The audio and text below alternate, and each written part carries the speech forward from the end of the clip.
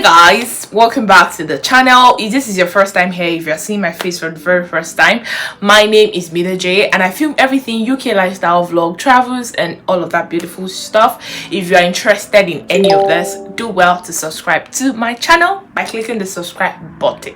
So guys, as you can tell from the title of today's video, I will be talking about when you should actually bring your family to the UK. Many people wonder, not necessarily medical professionals, people coming through different routes. I don't know why you're coming into the country. Many people come as for different reasons, via different means, and you're there wondering when is a suitable time to actually bring your family, your children, your wife, your husband, or whoever is family to you to come join you in the UK.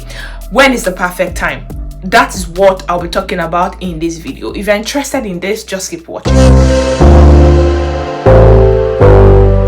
Welcome back guys. Actually, to be honest, not to burst your bubble, there is no perfect time. Just so you know, there is no perfect time to bring your family with you. Some people will tell you that it's best to bring them with you while you're coming to the country, while some will tell you to leave them for months, sometimes for years. So when is that perfect time? There is no perfect time.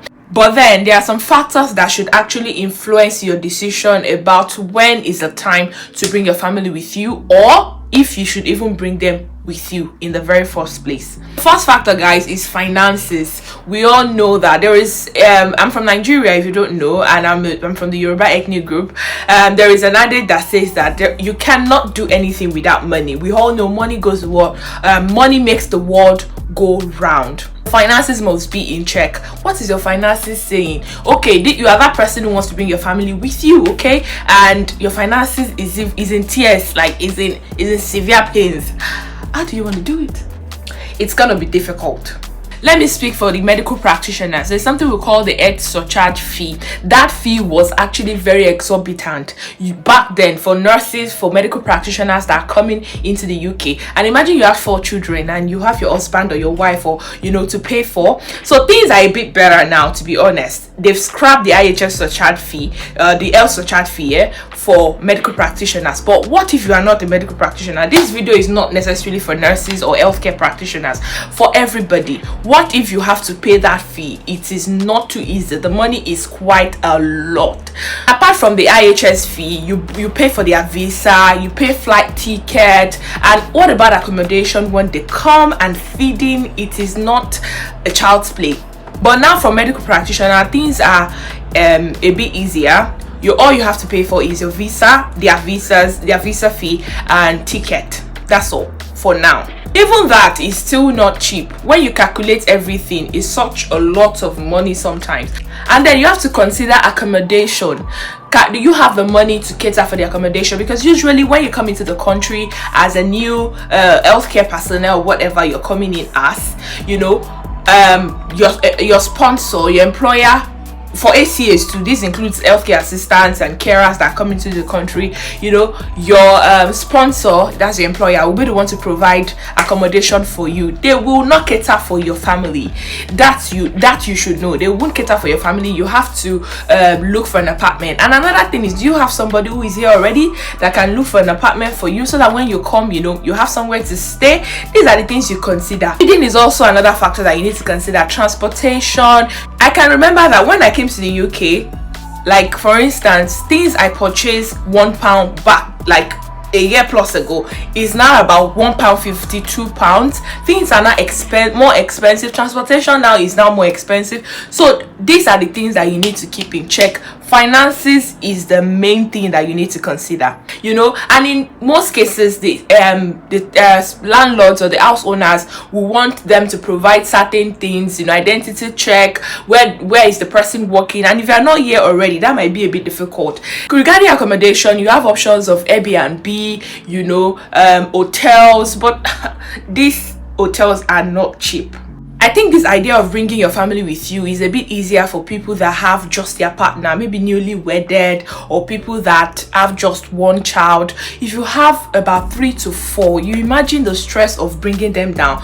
Like, you have to consider this. If you are ready for that, you have to do a mental check if you are really ready, because it's not a bed of roses as far as I know. And you have to consider how old your children are. Are they still below 5? Are they below 10? 5 to 10? Are they 10 to 12? Are they teenagers? These are the things you also need to consider. And dropping them back home too. Who will cater for them?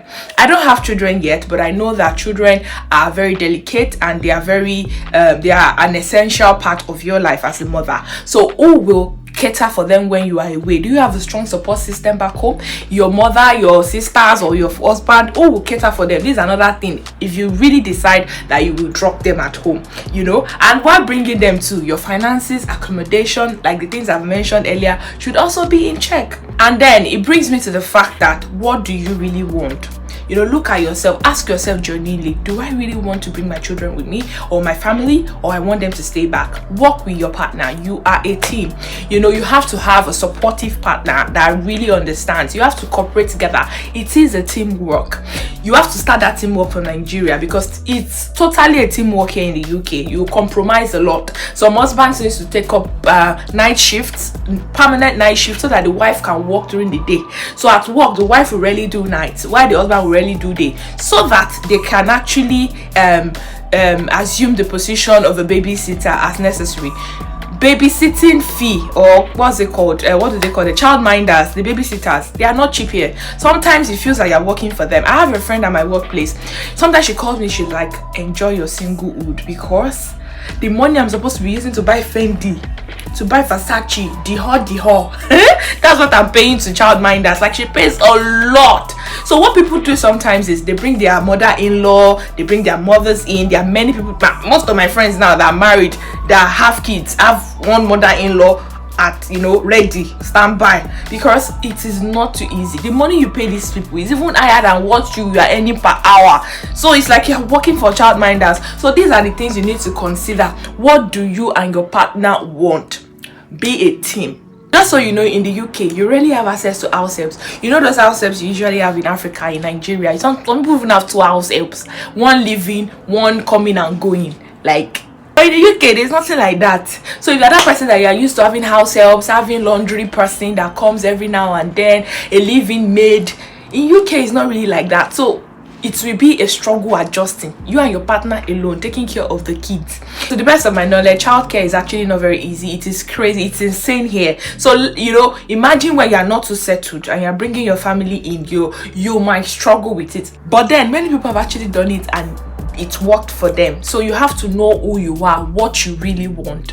However, another factor that you need to consider is how focused are you when your family are around you, when your husband, your children are around you. So many people do well when they have their support system around them, while some other people, a group of people also, they like to cope with their stress alone. To be honest with you guys, working in the UK is actually a different ball game. I know you can think it's all rosy when you've not come. Not that it's not rosy, but there are lots of challenges, there are loads of trainings you need to do, especially if you are a medical practitioner. There are some trainings. If you're a nurse, you do your OSCE. Can you study when your families are with you at that early stage, that crucial stage that you need to actually study hard and pass your exams and leave the probation stage? Ask yourself, if you can cope without them, why not do it alone? And if you're that person that you need to, if you are here, you need to start calling home, spend hours on the phone thinking of your children eating, you are always so worried, you don't even trust other people around your children, well, maybe you might consider bringing them if that works for you.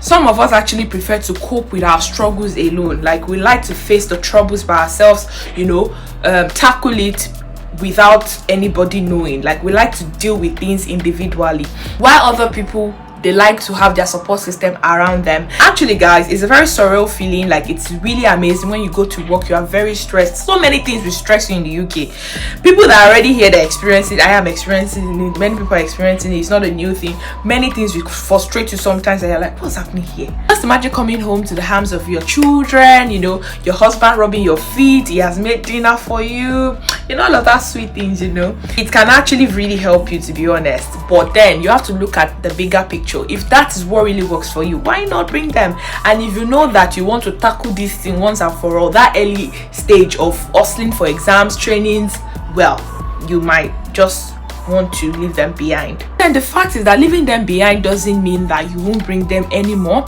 You know, there are many visa routes. I don't know how you're coming into the country, but let me speak for the medical practitioners. You can always bring your family. Then you ask me for students, especially in the master's level, I think they allow them to bring their family in like immediately. So just look at these factors. If you've checked all these factors and it's ticked, like you are happy with the accommodation, the finances, you've done a mental check on yourself, you know, you have how to cater for your children and all of that, why not? You can bring them. I actually have many friends right now that they are complaining to me like, oh, it's really crazy. You know, many people have brought their family in with them and they are doing so well. I have a couple of them like that. While some people have told me that they want to wait for months and they are still doing well. So look at yourself, look at your home, consider your partner, work together, consider your finances. It's very important. Consider your children, their age group or their age bracket. That also goes a long way. What support system do you have here when you bring them? And if you bring them, allow them to stay back, who will take care of them? Are you happy with whoever is taking care of them back home? These are the things you need to check. I will not make a decision for you in this video, unfortunately. I'm not here to tell you that this is what you should do, but I'm just trying to expand your knowledge, just to know the things that you need to consider before leaving them behind or before bringing them with you. And the last thing you want to do in this whole process of considering bringing your family with you or not is to compare yourself to other people. Don't do it. You might know somebody or see somebody who brings his family with him or her immediately he or she arrives. You don't want to always compare yourself to people. You don't know the money that person has, or the finances or the financial capability of such individual. You don't know the kind of family the person runs. You don't know so many things, the deeper things about the factors surrounding that person, and you want to imitate them. Don't always be like that. I know people that they've been here for a year and their family is still not here. I had a story of a lady who actually bought a house. So do you know how many years she must have been in the UK? She bought a house before bringing her family in, and now I think it was about 3 years the family was in Nigeria, and when they came in, they were in their house, like they stayed in the house. That pays her, right? And there are people that came immediately with their family and now they have also bought a house. So comparison is the killer of joy. Don't compare yourself to other people. If you think your mental health can carry you doing without your family for a while, why not do it? And if you feel you cannot cope, you just have to bring your family in. Yes, you can, but just consider these things and I think you should be all right. And if you're that person who have decided to leave your family back home, I can assure you that you'll be all right. Like, you will be okay as far as your children are back home and they are with safe hands and you are happy with whoever is going to take care of them. You know, focus. I know there are days you come back from work, you'll be so frustrated. You'll be feeling this guilt in you that why did I leave my children behind? I don't have kids yet, but I can imagine how you guys feel.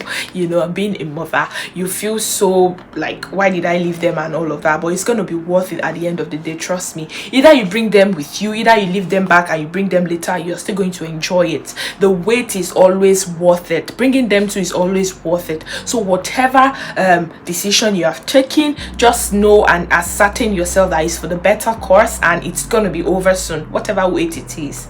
Moreover, if you've decided to bring your family in, these are some of the tips that I learned that will help you. Number one is when you're bringing your children or your family, ensure that you bring in some clothes with you. Clothing or clothes shopping or essential shopping is not the first thing you want to come and do. You know, bring stuffs with you. Bring enough stuffs that will sustain you for short period of time. Feeding in the UK now is no joke, like I said earlier. Okay, travel with light bags like this. Don't go and buy bags that have plenty tires. Those bags weigh a lot. Bring bags that are very lightweighted so that when you put stuff inside, it will still contain loads of things. And finally, spend within your means. Don't come and be doing for that Christmas or mother Christmas, everybody that asks you money back home, you give them money. And the fact is that when you first come here, you are still spending naira. The first month might be very tough, especially if you are that person that you've really made up your mind that you're bringing your family. There's nobody to take care of them. That's okay. But when you get here, spend within your means. That's not the time to start looking for one brother and auntie that you want to give money. Focus on your children, focus on your exams, focus on your training, whatever reason you are here. Focus on that. Don't spend lavishly. Have a budget, because you will be bringing naira with you and you're likely to spend naira for the first few weeks. And a bottle of Coke or water, let's say water, is that like a pound. A pound in naira right now is like 750 naira. So do you understand? You have to spend within your means. Have a budget. Short some people at that period. You need to focus, spend within your means, and that should be fine. Guys, I've come to the end of this video. I hope this is very helpful. Share this video with somebody that you think needs it. Don't forget to subscribe, hit that subscribe button and that bell like symbol so you can be duly notified whenever I post a new video. All right, like and share, comment, and all of that good stuff. I'll see you guys in my next video. Until then, I'll be doing peace and light always.